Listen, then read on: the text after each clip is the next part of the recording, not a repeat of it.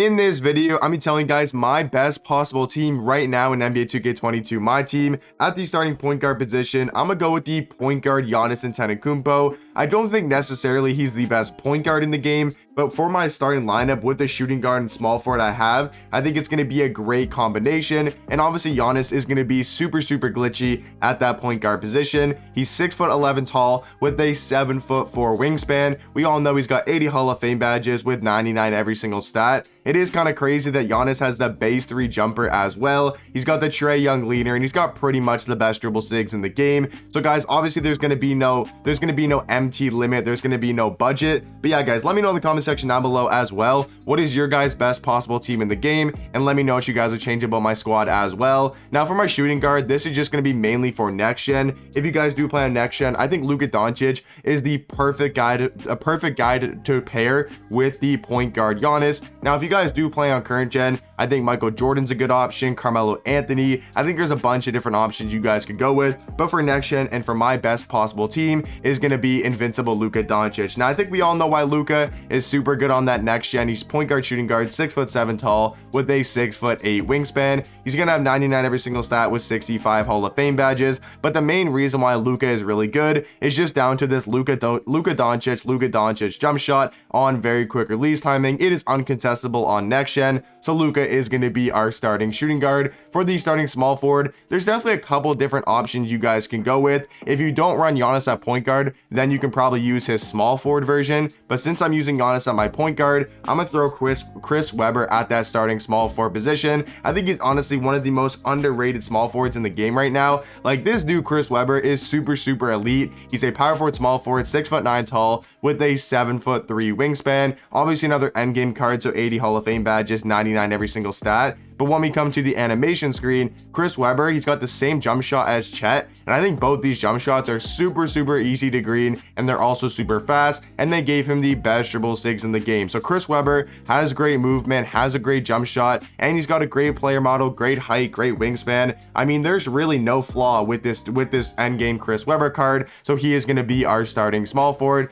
Now for the starting power forward, there's a couple different combinations you guys can go with, but I think the second best power forward in the game is going to be endgame Shaq. Now there's obviously guys like Yao Ming, there's guys like Wilt I will talk about later in the video. I think you could maybe throw Wilt at your starting power forward, but then if you do that, you can't really have that good of a backup center. So for me personally, I'm gonna have Shaq at the power forward spot. Obviously going to be one of the best cards and one of the best power forwards in the game. He's 7'1" tall with a 7'7" wingspan. I think the crazy thing about Shaq though is they gave him the set shot 25 jumper, which is in my opinion the best jumper in the game, and they also gave him the best dribble sigs in the game, quick dribble style, D-Rose size up, Trae Young escape with the Scottie Pippen behind the back, and he's got the Trae Young leaner as well. So Shaq, in my opinion, the second best power forward, and he's going to be our starting power forward for the best team in the game. And then guys, you probably know who the center is going to be. Honestly, I'm gonna go Taco Fall. I think Yao Ming is probably the better center, but I want to have Yao Ming coming off the bench. I think this starting lineup is honestly just the best possible team you guys can run on next gen. Like, I don't know how the hell you beat this starting lineup. I don't know how the hell you beat this entire team. It's just gonna be super glitchy, man. Taco Fall, he's obviously a center, 7'6" tall with an 8'4" wingspan. We all know why Taco Fall is gonna be super glitchy.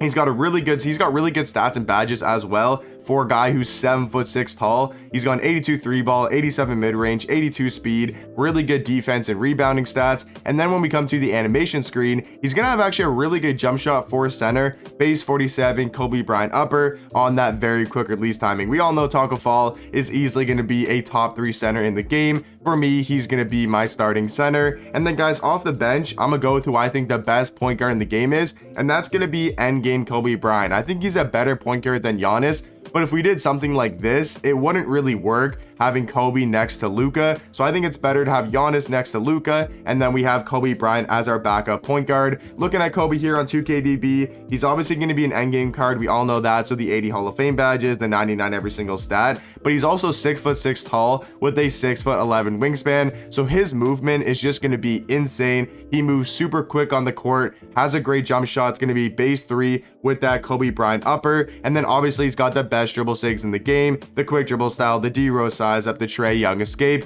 with the Scottie Pippen behind the back. So I mean, there's really no flaws to Kobe Bryant. I do think he's the best point guard in the game. And then off the bench at the backup shooting guard position, honestly, there is a couple different options, but I think for my lineup, you got to go Carmelo Anthony. I mean, you could maybe go Kawhi Leonard. I know he's really, really good on current gen, but there's just honestly no flaws with Carmelo Anthony. He's 6'8" tall, 7-foot wingspan, can play the shooting guard position. And then when we come to the animation screen, he's going to have that set shot 25 jumper, the Kobe Bryant upper on very quick. He's obviously got the best dribble sigs in the game. I mean, there's literally no flaw with this Carmelo Anthony card, so he is going to be our backup shooting guard. For our backup small forward, this might be a little bit biased because I'm a Raptors fan, but if you guys look at my team right now, who else would I play at small forward? Maybe Jabari Smith, maybe Juan Hernangomez potentially, but I think we have Giannis, who's obviously a small forward. We have Chris Webber, so I think if you count Giannis as a small forward, you count Chris Webber. I think Scottie Barnes is probably the third best small forward in the game, so he is obviously going to be our backup small forward off the bench. Looking at Scottie Barnes here on 2KDB, he's going to be 6'7" tall with a 7'2" wingspan.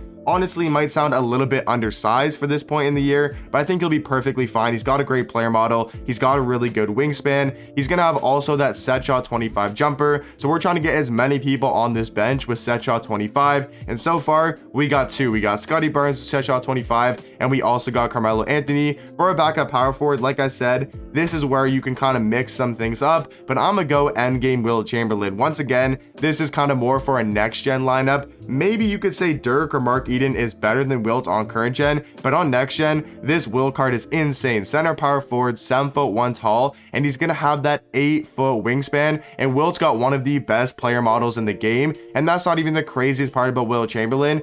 He's got the Luca Doncic base, which means his jump shot is going to be very uncontestable, and they obviously gave him some of the best dribble sigs in the game. So Wilt Chamberlain, guys, going to be an amazing power forward off the bench. And then to round off the best possible team, we're probably going to go with the best card in the game. This might literally be the best card in the whole of my team, and that is going to be endgame Yao Ming. This dude is literally unstoppable. 7'6" tall, 7'9" wingspan. He can play center and power forward. 99 every single stat, 80 Hall of Fame badges on a Yao Ming card. But that's not even the craziest thing.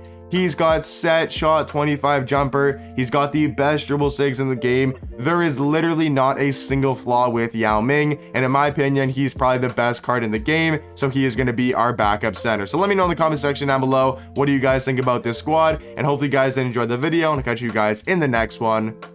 Peace.